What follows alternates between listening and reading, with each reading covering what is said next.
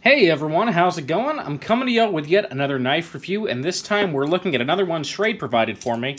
That is the Schrade Alkymest Balisong. Now this has been a pretty fun one to carry and to use because people kind of freak out when you break this thing out in public, and you better believe that I actually use this as an EDC blade for testing purposes, as well as going through a bunch of cardboard. I think there's some YouTube shorts of me doing, like, showing the after effects of that, and you can see some use on the blade here. But it's always fun when you flip out a balisong or an automatic knife in public to cut your chicken fried steak or whatever and then see everyone's reaction. So, yeah. Full disclaimer going into this review, this was a product provided to me by Schrade. However, my opinions and views are entirely my own. That was part of the agreement with Schrade that whatever they send me, that's their choice, but I'm going to carry it, test it, review it, and give it my honest opinion. So that's what I've done. I put some pretty good use on this thing, though it's held up remarkably well because it's a balisong and they don't really wear out. And I'm here to give my thoughts on it. So let's start with this blade. So you can see we kind of have this spear point type design. It's weird because it's almost a clip blade, but it's also more of a spear point blade. I think there's a name for this exact blade shape, but it escapes me at the moment. I'm going to call it a modified spear point because we do have a good amount of belly towards the end there, almost like a drop point. Okay, and it's a great blade shape for EDC. I mean, really, we have a nice penetrative tip, which makes very short work of clamshell packaging, packages from Amazon.com, bubble mailers, cardboard boxes, someone trying to attack you, all those types of things. It's a great sharp point for that. Good belly for slicing and for food preparation. Good, nice length on this blade here. We're looking at what Schrade says is a 4-inch blade, but I haven't actually measured this, so let's get this cute little pink measuring tape out here, and let's measure this thing. And that looks a hell of a lot closer to 4 3/4 inches to me.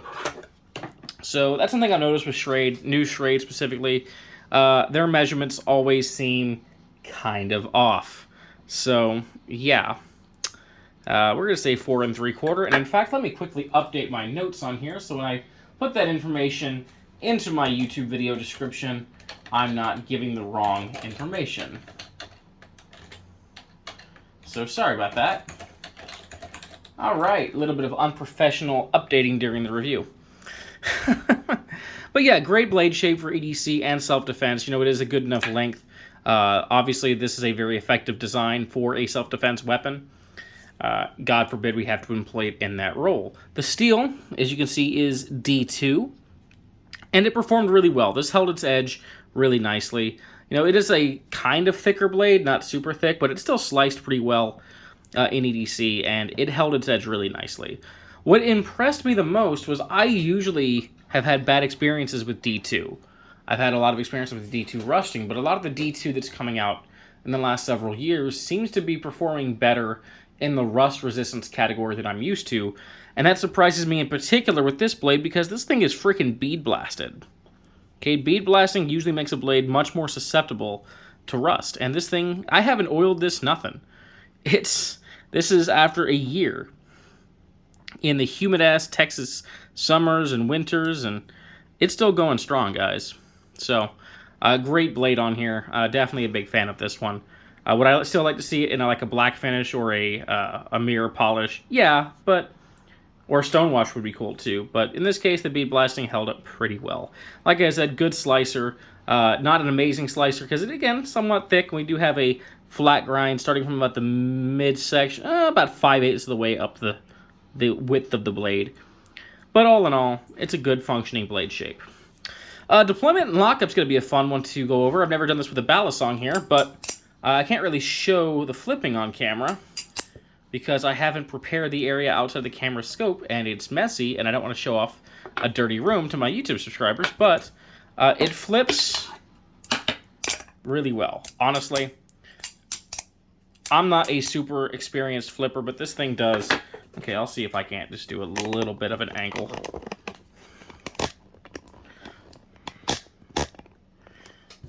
Maybe. It doesn't really show it. Yep, sorry guys, you're just going to have to deal with what you get. just take my word for it. This thing flips absolutely wonderfully for all sorts of deployments. I can even reverse grip deploy this thing really, really well. So deployment speed is a ballast song. It will deploy as fast as you can flip it and get it into position. That is entirely going to be based on your skill. For me, I can get it open and closed in about, let's see, about a second, which isn't bad. Although I want to say one thing quickly. If you're carrying this for a self-defense knife, be really trained with it, because I'm pretty good at getting this thing open and closed relatively quickly, but I was put in a situation where I had to draw this as a self-defense weapon. It was against a dog, not against a person, thankfully. And see if I can show this. If this will focus. Come on, camera, focus. It never wants to focus for me. Okay, let's bring this back out here. Bring it in slowly. Let it focus on this point. Then move it up. See that kind of, not ding, but scratch? Right there up to the upper point of the blade. There you go. See that? That is from where I dropped this thing on the pavement. Pulling it out of my pocket and trying to quickly flip it open to defend against a really aggressive dog. And while I was in the middle of deploying it, if you've never been in a stressful situation where you're about to be injured or attacked by someone or something, you may not realize that your hands will start shaking. Adrenaline starts pumping, and your motor skills aren't nearly as fine as you think they will be.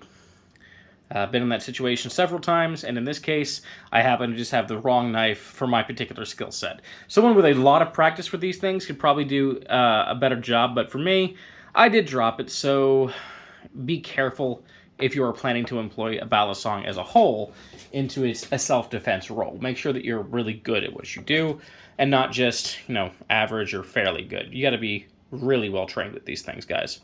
Lockup is obviously solid. I mean, we're looking at handles here, so I guess I'll show you the handle play. There's not much to speak of. There's a little bit of wiggle there, and we can adjust it here if we want to, but honestly, that's about what we want. The blade obviously isn't moving anywhere, and it rides really nicely on whatever washer system they have in here.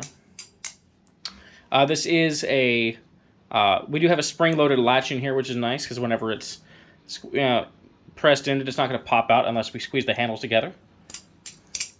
And then, again, squeeze the handles together and put it in. It's going to stay nice and closed, and then we just squeeze them together again, and it pops the latch open. So, nice design there. The handle is stainless steel, and you can see we have these kind of designs milled out of the stainless steel handle here. It's an attractive look, and it does keep the weight down at 4.1 ounces. So it is a relatively light bally without sacrificing its flippability, if that's even a word. It is now. Handle's 5.25 inches long, according to Schrade. Let's break out that cute little pink measuring tape again, and let's determine how long the handle really is. Hey, they're actually correct on that one.